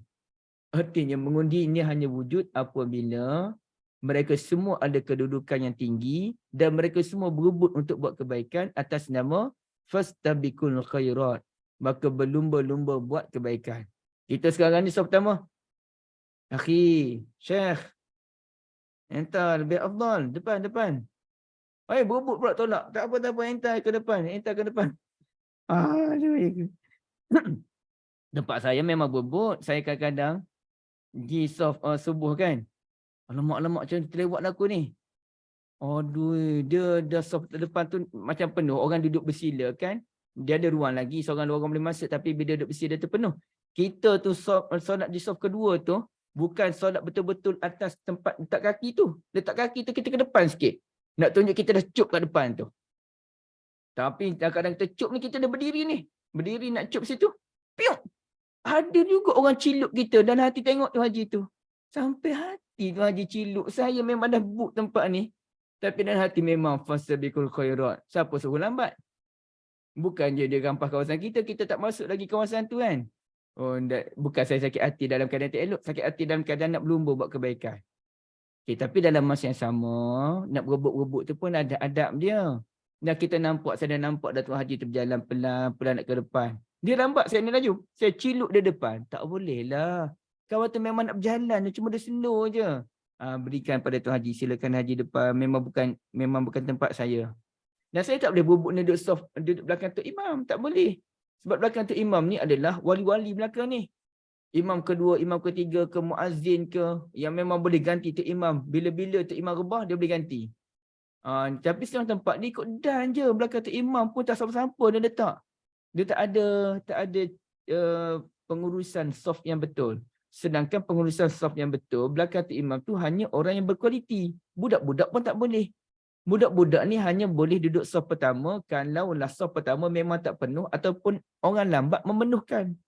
Tapi kalaulah orang dah penuh, tak bolehlah. Okey. Saya nak tanya satu soalan pada ibu-ibu sekalian, terutamanya orang lelaki ni. Saya dah tanya belum sebelum ni, saya pun tak ingat. Bilakah kita kena bangun berdiri apabila iqamah? Iqamah kan? Kita nak berdiri masa mana ibu-ibu sekalian? Siapa ada jawapan? Yang solat Ustaz. Hayya 'alas salah, okey. Tahu saya tak kata salah lagi, saya tak tahu jawapan-jawapan lain kok ada. Ya, banyak pula ni. Bukan dari mula start iqamah tu kah Ustaz? Okey, dari awal lagi. Terima kasih banyak Bunda.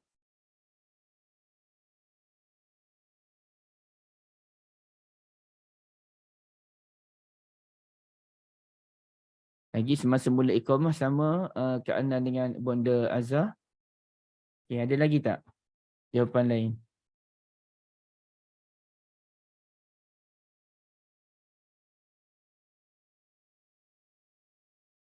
Syafi ni bila kita berdiri, Ibu Mulyani? Kalau Kak Liza orang tengah mula iqamah tu berdiri terus. Mula iqamah je berdiri terus. Okey. Syafi ni tak ada dah? Oh ada. Ada, ingat tak ada. Tak tahu jawapan. Tak ada jawapan. Saya ingatkan ni kita apa? Apabila imam bangun ke depan, Puan Zalina jawapan lain sikit. Kita kena mula berdiri apabila kita melihat imam. Kata Nabi SAW, tidak boleh berdiri. Janganlah saudara-saudara berdiri selagi mana tidak melihat aku, imam. Dan imam bila pula imam ke depan? Imam dia tak ke depan terus. Imam ke depan apabila habis iqamah. Dia kita tengah gabung. Okey, kita berdiri bila tengok imam, satu. Yang kedua, kita berdiri selepas habis iqamah. Allahu Akbar, Allahu Akbar. La ilaha illallah. La ilaha illallah tu, baru kita berdiri. Bersamaan dengan imam ke depan. Macam tempat saya macam tu. Alhamdulillah, saya syukur sangat di tempat saya ni, geng-geng Habib belaka ni. Geng-geng Habaib kat sini. Mereka memang imam akan ke depan bila habis iqamah. Dan sebahagian saya tak kata semua, adalah 2-3 orang memang berdiri selepas habis iqamah. Okey. Hayya 'alas salah dia tak ada dalil sebenarnya. Dia sama ada habis kalau ikut mazhab Syafi'i, bagi orang yang dia slow sikit berdiri ataupun dah berusia, dia mula berdiri ketika qad qamatis salah. Okey, baru berdiri. Tapi orang muda ni yang boleh lompat bila-bila masa je ni, la ilaha illallah, terus berdiri. Tempat saya memang imam bila muazzin kata la ilaha illallah, imam pun sampailah ke depan. Itu sebenarnya. Okey, poin saya adalah kalau kita mula berdiri ketika iqamah, macam mana kita nak berebut saf pertama ni? Kita berpegang ni. Qad qamatis habis dia Allah Akbar, Allah Akbar, la ilaha illallah, baru berdiri. Sedangkan orang lain dah berdiri awal lagi, iqamat je berdiri. Ada orang hayya 'alas salah dia berdiri. Ada orang qad qamatis salah dia berdiri. Dia orang pergi saf pertama. Jadi macam mana kita nak berebut saf yang pertama kalau kita berdiri habis iqamah? Sedangkan orang lain dah berdiri awal iqamah atau masa hayya 'alas salah atau masa qad qamatis salah. Ada jawapan tak ibu?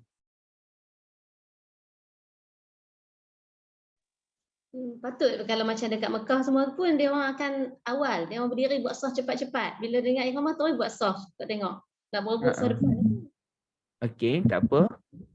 Tapi cerita yang kita tadi ni Kak Liza ni, kita yang pegang habis iqamat ni baru kita berdiri ni. Macam mana kita nak berebut saf pertama sedangkan orang lain berdiri awal lagi, orang lain dah berebut dah saf pertama. Kita pula habis. Penuh lah soft tu Ustaz lagi. Tak sempat lah. Apa dia Kak? Tak sempat lah macam tu. Orang lain akan ke depan nanti. Orang naik ke depan So macam mana tu kita nak buat? Duduklah di tempat shelf tu. Tunggu kat saf tu lah. Jawapan memang deep lah. Itulah jawapan kita perlukan. Dan dalam masa Ibu Mulyani pun dah sebut tadi, terus duduk saf pertama. Itu sebenarnya budaya dia. Bukannya duduk solat di belakang-belakang. Ada orang solat belakang sekali tu, lelaki. Kita nak lalu berjalan pun payah. Sabar je lah. Seorang ni berjalan, solat tengah-tengah orang ramai, nak lalu lalang Sepatutnya semua duduk saf pertama terus. Berebut tu bukan berebut ketika qiyamati solat. Ketika iqamah. Berebut saf pertama ni sebelum iqamah lagi. Masa datang, contohnya saya pergi solat subuh. Solat sunat subuh tu di saf pertama terus. Kecuali bila ruang tu dah penuh sebab orang duduk bersila ramai-ramai. Saya pun terlambat datang. Saya pun solat saf kedua. Tapi dalam keadaan saya kena book ni. Ni saf kedua ni. Bila orang iqamat je, macam mana saya buat? Sebab saya tak boleh berdiri selagi mana imam tak ke depan. Saya duduk saf kedua. Saya tak berdiri selagi mana imam ke depan. Tapi bila iqamat, saya pun bukan merangkap. Saya bergerak. Menghensot. Menghensot ke menghensot? Saya tak tahu. Betul ke bahasa Melayu macam tu? Menghensot. Betul menghensot. Betul Ustaz, menghensot. Menghensot. Okay. Saya pun menghensot ke depan. Jadi saya dah book dengan cara menghensot tadi. Bila dah habis iqamah baru berdiri. Artinya perebutan itu berlaku bukan selepas iqamah. Perebutan itu berlaku sebelum iqamah lagi. Dah berebut saf yang pertama. Itu sepatutnya. Tapi kalau kita duduk main duduk saf belakang je memanjang. Lepas tu baru sibuk nak penuhkan saf. Tak betul. Tapi kalau saya dalam solat Jumaat, saya terus berdiri. Habis je imam baca khutbah. Tak habis lagi ayat terakhir, saya terus berdiri. Sebab kita solat Jumaat lain. Kalau lambat, nanti orang nak ke depan. Kadang-kadang orang dah solat. Imam dah baca ayat keberapa dah. Ada lagi proses nak rapatkan saf. Jadi tak cantik. Jadi dalam solat Jumaat, saya berbeza pendekatan. Saya memang berdiri dari awal terus untuk saya terus ke depan. Okey. Jadi itulah ibu-ibu yang dirahmati Allah sekalian ya. Seterusnya ibu-ibu yang dirahmati Allah, ada satu kekeliruan yang berlaku, iaitu kata Nabi SAW, cuba tengok ni. Nabi kata apa dia? Kalaulah orang tahu kelebihan azan dan juga saf pertama, kemudian tak dapat kedua-duanya melainkan kena mengundi illa an yastahamu alaih. Cuba tengok perkataan alaihi. Alaihi itu dua ke satu? Ke atasnya. Atasnya tu dua ke satu? Satu kan? Kalau dua jadi apa dia? Alaihuma. Apa Syafini? Alaihima. Alaihima Syafini. Alaihima. Okay, alaihima. Kalau ramai? Alaihum. Syafini. Alaihim. Baris. Alaihim. Tak boleh baca alaihun. Okey, alaihi, alaihima, alaihim. Okey, alaihim. Jadi, alaihi itu satu. Sekarang ni yang kita berebut ni satu ke dua? Dua kan? Kita berebut azan dan kita berebut saf yang pertama. Dua. Sepatutnya kalau dua benda, ayatnya berbunyi, semalam yajidu illa an yastahimu alaihima. Lastahamu. Pasti mereka akan berebut-rebut. Jadi kenapa Nabi SAW guna perkataan alaihi bukannya alaihima? Okey. Isu ini sama dengan isu dalam surah Al-Baqarah. Sorry. Dia banyak-banyak bukan surah Al-Baqarah je, tapi adalah beberapa tempat. Cuma yang popular lah perbahasannya dalam surah Al-Baqarah. Kata Allah Azza wa Jalla, wa aqimus salata wa atuz zakah. Wasta'inu bis-sabri was-salah. Mintalah pertolongan dengan sabar dan juga salat.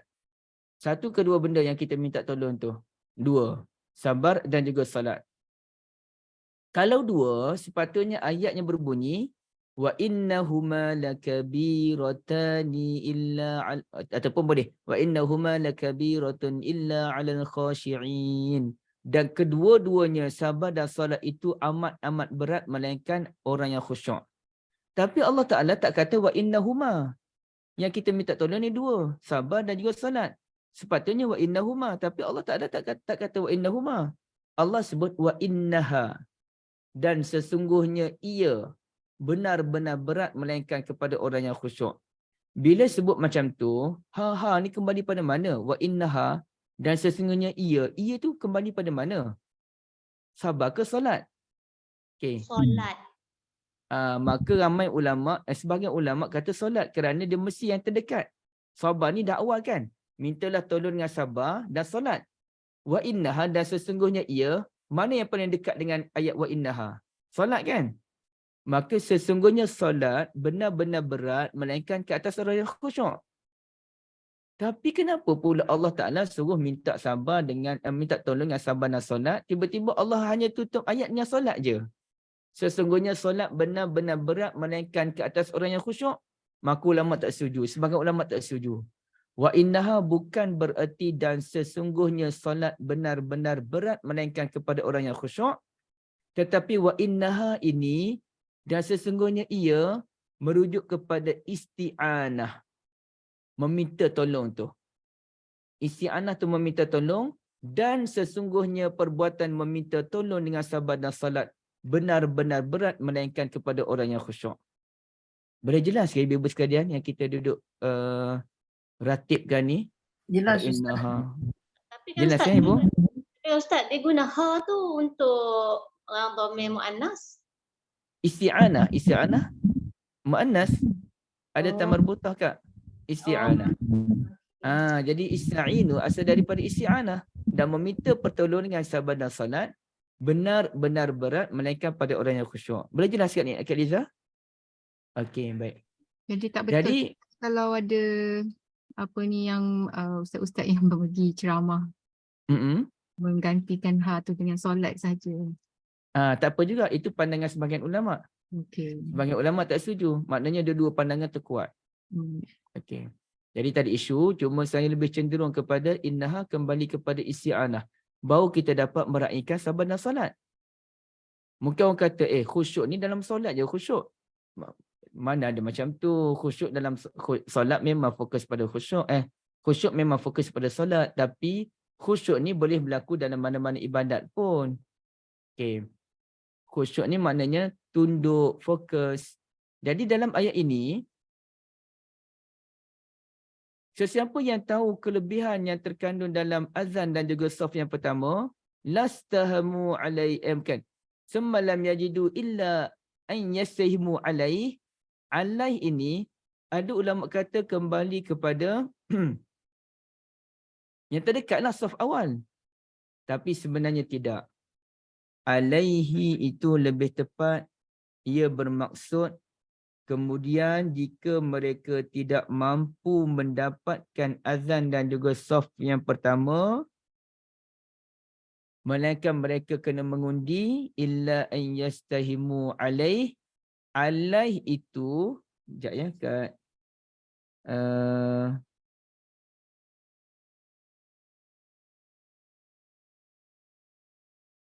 anda tengok muka surat 423. Okey. 423 baris ketiga terakhir, iaitu tu. Iaitu. Okey. Iaitu melakukan semua perkara yang telah disebutkan sebelumnya. Kecuali jika mereka kena mengundi untuk mendapatkan azan dan juga saf pertama, pasti mereka akan mengundi. Sebab kalau ikut faham sebagian ulama, kalaulah seseorang itu tahu kelebihan azan dan juga saf pertama, kemudian mereka tak dapat kedua-duanya melainkan kena mengundi, yakni mengundi tu saf yang pertama je kena mengundi. Azan tak mengundi. Sebenarnya tidak. Kata ulama seperti Al-Qurtubi, alaihi bererti jika mereka tidak mampu mendapatkan azan dan juga saf pertama melainkan dengan mengundi, pasti mereka mengundi untuk mendapatkan azan dan juga saf yang pertama. Itulah maksudnya, wallahu alam. Saya takut jadi berbelit dan dia bukan isu ibu-ibu faham tak faham, dia isu penerangan saya ni bagus tak bagus. Takut jadi keliru pula. Saya minta maaf ya kalau keliru. Okey. Ada soalan dulu ke ibu-ibu sekalian sebelum kita mengakhiri perbincangan ni? Ustaz dah terangkan ke? Sorry kalau terlepas perkataan An-Nida tadi. Oh, An-Nida. Ada kaitan dengan nidaan khafiyah tak dalam surah Maryam? Surah Maryam tu kita ada terangkan tak sebelum ni Kak? Beza doa Nabi Zakaria dalam surah Ali Imran dan Maryam? Tak pasti Okey, mungkin kok terangkan dalam kelas yang lain. Kalau dalam surah Ali Imran kata Allah Azza wa Jal, lepas Nabi Zakaria alaihi salam belajar sembang dengan Maryam, belajar sesuatu daripada Maryam, menunjukkan tawaduknya Nabi Zakaria ni, hunalika da'a Zakaria rabbah. Bermula daripada perbualan Nabi Zakaria alaihi salam dengan Maryam al-Muqaddasah radhiyallahu anha, Nabi Zakaria mula berdoa kepada Tuhannya. Tuhan, kurniakanlah pada hamba ni daripada sisimu zuriat yang terbaik. Kan? Okey, itu doa. Tapi dalam surah Maryam yang Kak Nina kemukakan ini, nida. Iznada rabbahu nida'an khafiyya. Ketika Nabi Zakaria alaihi salam memanggil Tuhannya dengan panggilan yang perlahan. Okey. Apa beza antara doa dengan nida? Itu dulu. Doa ini adalah berdoa dengan suara yang perlahan. Berdoa dengan suara yang perlahan. Ya Allah, saya ni sekian. Okey, doa. Kalau nida ni panggilan yang kuat.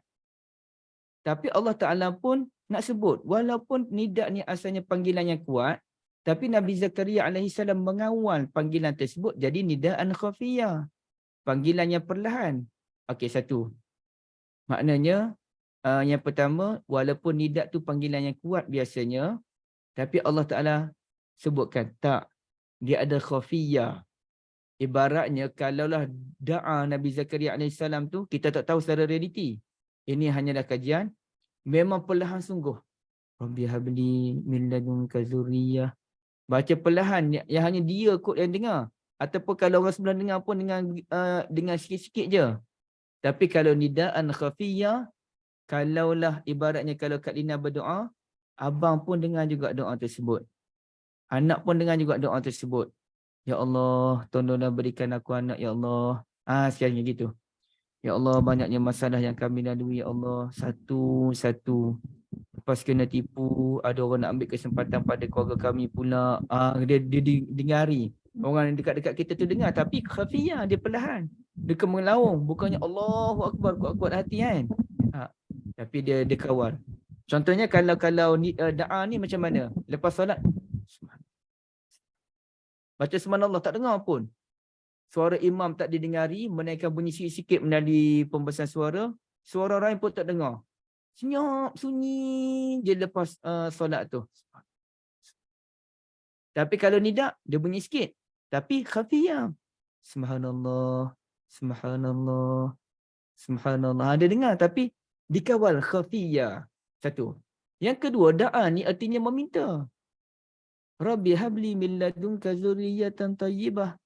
Tuhan, berikanlah pada saya ni daripada sisimu zuriat yang baik. Dia meminta direct.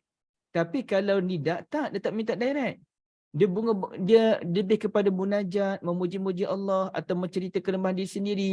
Rabbi, sesungguhnya aku ni telah lemah tulang benulangku, rambutku seluruhnya telah beruban, namun aku tak pernah berhenti berdoa. Aku sebenarnya bimbang kalaulah aku mati, apalah yang orang-orang sepeninggalan aku buat, dakwah ke tak dakwah. Isteri aku pula mandul, Ya Allah. Barulah pergi kepada poin dia. Maka kurniakanlah daku daripada sisimu penolong. Itu pun tak direct. Yang ni zurriyatan thayyibah, direct minta anak. Ini tak minta direct. Berkias lagi penolong. Dalam hati tu memang nak anak lah. Apa buktinya memang nak anak? Ya risuni wa ya risu min ali Ya'qub, agar dapat mewarisiku dan mewarisi keluarga Ya'qub. Yakni kalau mewarisi ni anak beranak lah. Nak dapat anak tu yang dapat mewarisi keilmuan, kenabian, kepintaran keluarga-keluarga Nabi Ya'qub AS. Jadi itu beza antara nida dan juga da'a. Allah Alam, gitu kan Ustaz, masa azan apa ni, bila dia dalam hadis dia kata nida, dia tak adalah azan. Jadi prinsipalnya macam mana penggunaan nida dalam hadis tadi? Dia sinonim dengan azan tu macam seruan ke panggilan? Dia kalau satunya, satunya dalam bahasa Arab dia tak ada ijaz lah. Yang ijaz sebetulnya bahasa Quran. Bahasa Arab pun ada kelebihan dia, tapi yang betul-betul mukjizat bahasa Quran. Jadi satunya kita tak boleh nak bahas perkataan Arab tu mengikut konteks bahasa Quran tadi. Yang keduanya, sesuatu amalan itu diberikan nama yang pelbagai kerana falsafah dia je. Sebenarnya dia merujuk benda yang sama. Al-azan, an-nida sama. Cuma al-azan, kenapa dinamakan al-azan? Dia selain daripada isu didengari di telinga, al-azan juga bermaksud pemakluman. Pemakluman. Dia ada istilah apa dia istilah dia sekejap. Apa tu? Bab an-na'yu, bukan saya tak ingat dah apa istilah dia. Jadi satu kat boleh nak bandingkanlah dengan bahasa Quran tu. Tapi yang keduanya, dia semuanya saling melengkapi. Kenapa dipanggil azan? Kerana dia pemakluman. Dan pemakluman itu didengari oleh telinga. Ya. Kemudiannya kalau nida ni panggilan yang dikuatkan secara biasanya. Tapi tak semestinya azan semua kuat. Bila kita solat di rumah je, kita azan dengan suara yang perlahan je pun. Itulah Kak. Menjawab ke soalan Kak atau saya silap faham? Tak, jangan kaitkan sangatlah sebab dia dari segi bahasa. Betul Kak. Lain lah. Kalau tak memang kacau. Sebab dalam Quran doa Rabbi Rabbana. Hadis tak? Hadis Allahumma. Jadi tak boleh nak dikaitkan. Ya, Allah nak. Yang ni sebenarnya terang dalam mesej di dalam Al-Quran tu tentang surah tentang bab ketiga dalam buku mesej di Ustaz tu. Surat yang solat impian semua orang tu kan Ustaz dah terang dah itu. Tapi dalam kelas ATM lah itu. Da'a tu dengan suara yang sopan santun, nida tu memanggil-manggil. Ini Ustaz beritahu tu ada dua sudut. Dua sudut tu da'a dan nida. Betul. Ibarat kalau kita sembang kawan, kita jumpa kalau orang yang bukan kawan kita, jemput datang majlis kahwin anak saya minggu ni, kalau free, kau kawan, kau tak datang siap kau. Aku anak kau kahwin 3 orang, aku semua pergi. Anak aku seorang ni baru nak kahwin ni, datang. Ibarat gitulah beza dia antara da'a dengan nida. Okey. Tapi jangan samakan dengan isu Quran tadi itu gurau saya je. Okey. Macam Kak Lina ni, memang saya pun suka kalau nak kongsi Kak Lina macam mana rentak perbahasan dalam surah Hud dengan surah Az-Zariyat. Bagaimana respon isteri Nabi Ibrahim AS bila malaikat datang sebagai tetamu tu kan. Memang beza sangat. Surah Hud ni tenang, relax je. Bagi surah Zariyat laju je. Laju, pantas, mengejutkan. Itu memang kalau boleh cerita benda tu Masya Allah, hebat sangat. Tapi bukan di sinilah. Ini bukan kelas kajian Quran. Ini kelas hadis. Okey. Kalau tak ada, sedikit lagi. Kalau ikut sebahagian ulama, At-Tahjir ini, kalau ibu tengok kan, dalam terjemahan hadis balik, muka surat 419, 420, kalaulah mereka mengetahui keutamaan bersegera mendatangi solat, nescaya mereka akan berlumba untuk solat. Terjemahan kepada walau ya'lamu nama fit tahjir lastabaqu alaih. Oh, pandai Kak Lina, barakallahu fikum. Kalaulah mereka tahu apa yang ada pada tahjir, mesti mereka akan berebut-rebut, berlumba-lumba untuk tahjir. Tahjir ini disebutkan sebagai salat. Tapi sebagian ulama kata bukan, ini bukan salat, ini memang salat zuhur. Ibu-ibu boleh lihat muka surat 424. Sebab at-tahjir asal perkataan al-hajirah. Al-hajirah bererti kepanasan di waktu tengah hari. Jadi kepanasan matahari, kepanasan di waktu tengah hari dipanggil sebagai al-hajirah. Jadi hadis ini bermaksud kalaulah mereka tahu kelebihan solat zuhur di awal waktu yang panas itu, pasti mereka akan berlumba untuk solat di waktu yang panas. Maka ulama pun bahas, macam mana kan ada hadis kata Nabi SAW. Kata Nabi apa dia? Abridu bizuhri. fa inna shiddatal har min fayhi jahannam. Lewatkan sedikit untuk solat zuhur, bagi teduh dulu sikit baru solat zuhur. Kerana kepanasan matahari ini adalah hembusan daripada neraka. Jadi hadis itu semacam Nabi SAW kata solat zuhur kalau waktu panas sangat ni lewatkan sedikit. Di Malaysia tadi isu, di Malaysia aircon bukan main lagi kat surau-surau di Lembah Kelang ni semuanya aircon. Di Kulim pun aircon saja kot. Kulim ni bandar maju sampai ke penduduk tempatan pun pening kepala dengan Kulim ni. Jadi ibu-ibu sekalian, ini cerita di negara Arab yang panas tu. Negara Arab yang panas, kalaulah panas sangat tunggu dulu teduh. Tapi hadis ini pula, walau ya'lamuna ma fit tahjir lasbaku ilaih, kalau kamu tahu, kalau mereka tahu kelebihan solat di waktu yang panas, pasti mereka akan segera mengerjakannya. Jadi solat zuhur di panas hari ini, ibu-ibu sekalian, mana lebih baik? Solat awal waktu ke solat lewat sedikit? Siapa nak jawapan? Hadis pertama kata cepat. Hadis kedua kata tunggu teduh dulu baru solat. Kepanasan matahari ni daripada hembusan neraka Jahannam. Okey, ada jawapan tak? Bergantung kepada tempat tu kot Ustaz. Kalau solat dalam keadaan panas sangat tu sampai tak khusyuk, tak okey juga. Oh, siap juga ulasan Kak Niza. Menggunakan elemen khusyuk kan? Menarik. Barakallahu fikum. Ada jawapan lain, Ibu Syarifah? Tujuan menunggu daripada supaya sejuk tu ialah untuk kenyamanan apabila solat. Kedamaian masa solat. Jadi kalau kat Malaysia ni tak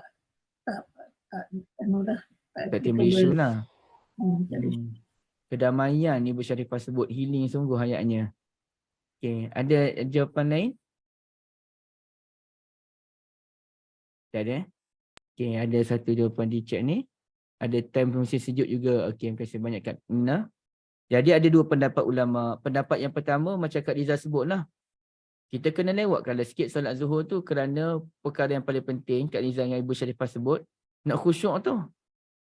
Jadi kalau kita solat di awal waktu dalam keadaan panas, di Malaysia ni tak ada isu. Macam mana kita nak khusyuk tu, sedangkan khusyuk tu yang paling penting dalam solat. Maka lebih baik kita lewatkan sedikit solat supaya kita dapat solat pada waktu yang terbaik. Okey. Ibu-ibu dan rahmat Allah, sebahagian ulama macam Imam Bukhari pula kata tak, solat awal waktu tu yang terbaik. Tengah panas tu. Cuma yang Nabi kata lewatkan solat zuhur tu Nabi nak meraihkan orang. Tapi kalau betul-betul tahan, solat di panas hari tu yang terbaik. Macam di Mekah tu kan. Tengah-tengah panas kat dataran Kaabah tu, siapa boleh solat kat situ tu memang wali-wali terpilih lah. Saya adalah sekali 2 kali sebab terperangkap. Tengah-tengah tawaf. Nak azan di komat dah. Nak kata macam mana solat lah kat tengah-tengah panas tu. Tak berapa suka saya nak solat di dataran Kaabah tu sebenarnya. Bukan tak suka kerana tak suka berebut saf depan. Tapi kerana tengah kita nak susun saf, orang tengah sibuk tawaf lagi. Tambah-tambah orang perempuan pun datang sekarang ni. Aduh ya Allah. Tak pandang perempuan. Kita dah betul saf lalu lagi tengah-tengah tu untuk tawaf. Masa kita solat dia langkah kepala kita ni. Sabar je lah tu, saya tak berapa suka sebab tak khusyuk solat di dataran Kaabah. Di musim orang terlalu ramai macam tu. Tapi kalau dah tak timbul isu tersebut, dalam keadaan panas siapa yang mampu solat di dataran Kaabah tu di musim panas tu, itu memang orang yang terbaik dan imam sewajarnya meringkaskan solat. Ya, imam sewajarnya meringkaskan solat. Okey, jadi dalam ini ada dua pendapat ulama. Saya nampak pendapat yang paling hebat, yang paling betul adalah solat pada awal waktu lebih baik daripada dilewatkan. Tapi apabila kita melihat keadaan masyarakat tidak bersedia, maka dilewatkan sedikit solat tersebut. Itu lebih baik. Asasnya yang awal waktu terbaik. Kerana itu waktu barakah turun daripada langit. Tapi kalau kita tengok keadaan tak mengizinkan, tak apalah. Kita halal je lah. Lewatkan je lah. Okey, itu dia. Dan satu lagi, walau ya'lamuna ma fil atamati was subuh la atauhuma walau habwan. Atamah tu solat isyak pada lewat waktu. Sesiapa yang tahu kelebihan solat isyak lewat waktu dan juga subuh, pasti mereka akan mengerjakannya walau terpaksa merangkak pergi ke masjid. Saya begitu terharu, tersentuh hati apabila melihat satu kartun yang dilukis ibu-ibu dirahmati Allah. Bagaimana seorang yang duduk main angkat berat ni, badan sadur ni, pemain lagi. Letih berjam-jam duduk buat latihan ni, berpeluh-peluh. Tapi kemudiannya ibu-ibu sekalian,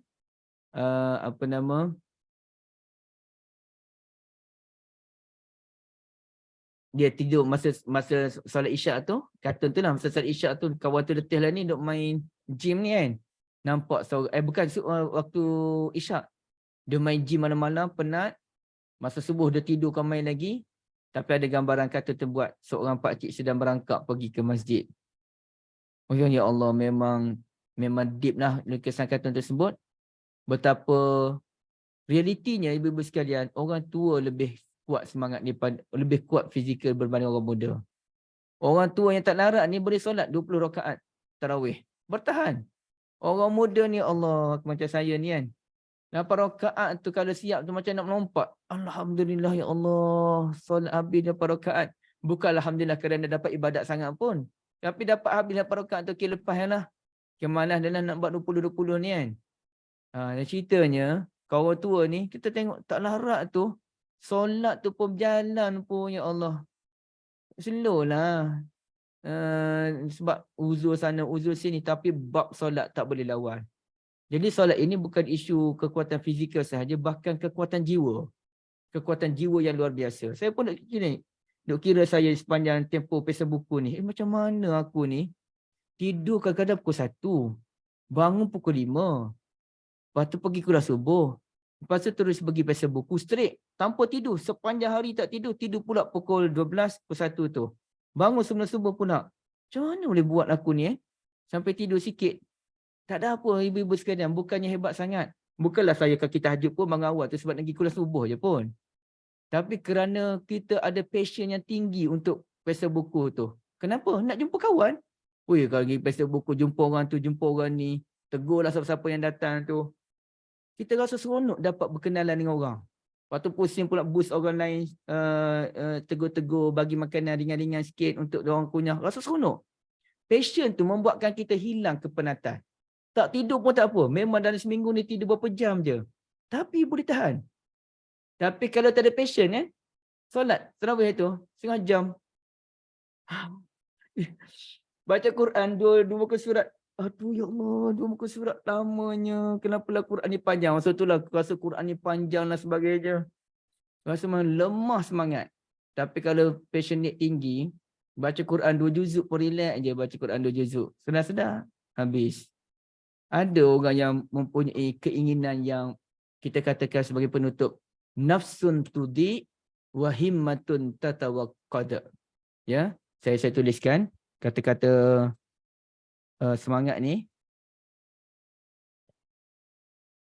Nafsun ni nak habis dah ibu sekalian. Kita lupa kita kelas pukul 9.30. Habis pukul 11. Bukan habis pukul 9.30 kan. Nafsun tudi macam mana aja dia? Okey macam tu. Wa himmatun tatawaqqadu. Jiwa yang bercahaya dan keinginan yang bernyala-nyala. Okey. Tu dia. Nafsun tudi wa himmatun tatawaqqad.